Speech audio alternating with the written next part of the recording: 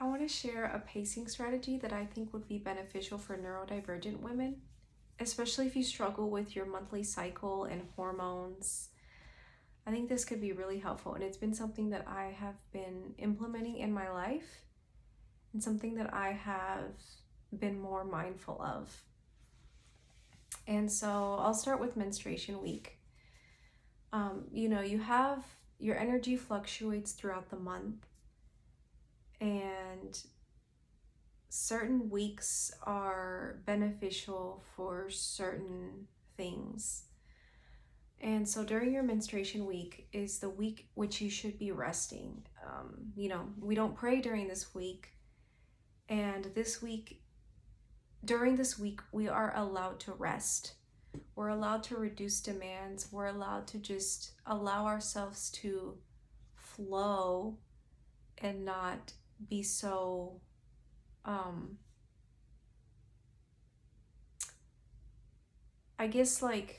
stressed. So this is really important, because if you don't take the time to rest, you're putting your body and your mind in debt, and your body is going to take that from you.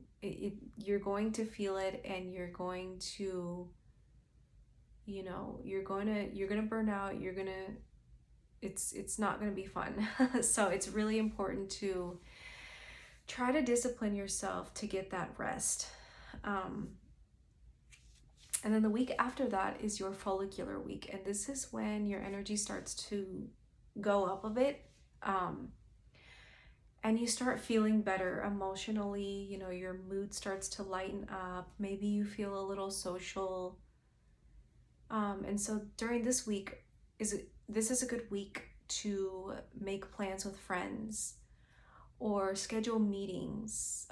Anything that has to do with socialization, this is definitely a good week to do that. And it's also a week where you start to feel light, and you feel creative, and you feel just inspired, because that's what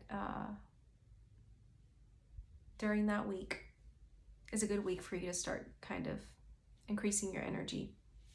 And so the following week is your ovulation, and that's when your energy is at its peak. And so this is where you can schedule the bulk of your tasks that take lots of energy, such as meetings, cleaning, meal prepping, appointments, working out. I usually try to get as much done as I can during this week, because this is the week where you feel your best. You have lots of energy. You have that advantage during this week.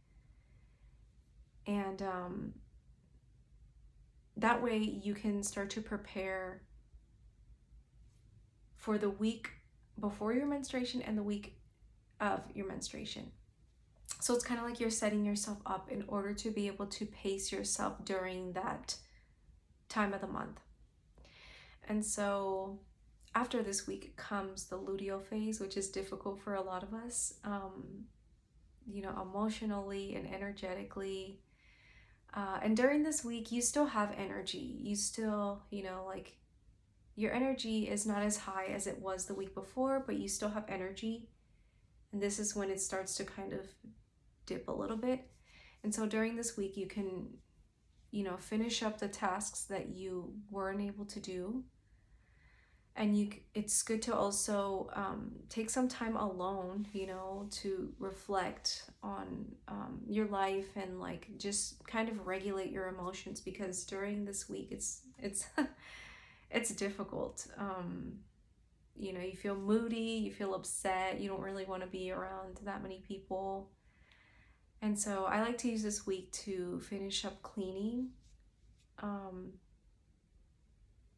and just kind of prepare for my menstruation week, which comes after that. And so it's like this cycle of menstruation, which is low energy, follicular phase, which is medium energy, and then you have your ovulation, which is high energy, and then your luteal phase, your energy kind of starts to dip, and then your menstruation, your energy is low. And so if you kind of just keep that in mind and try to be more mindful about how you use your energy and what you put your efforts towards according to your monthly cycle, I think it would be extremely helpful. And I know that life is crazy and it throws us curveballs, and it's difficult sometimes to actually get that rest we need.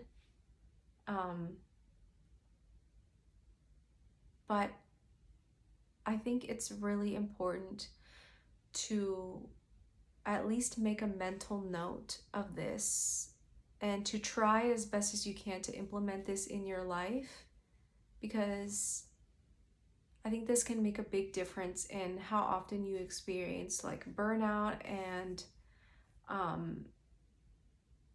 like I feel like this is a good strategy in order to prevent yourself from crashing, because a lot of us neurodivergent people, it's our daily tasks and just navigating the world is difficult on your brain and your body. So if you can find a way to work with your body and allow, find time and try to have that discipline and allow yourself to give your brain a break, I think this could be extremely beneficial and helpful, inshallah.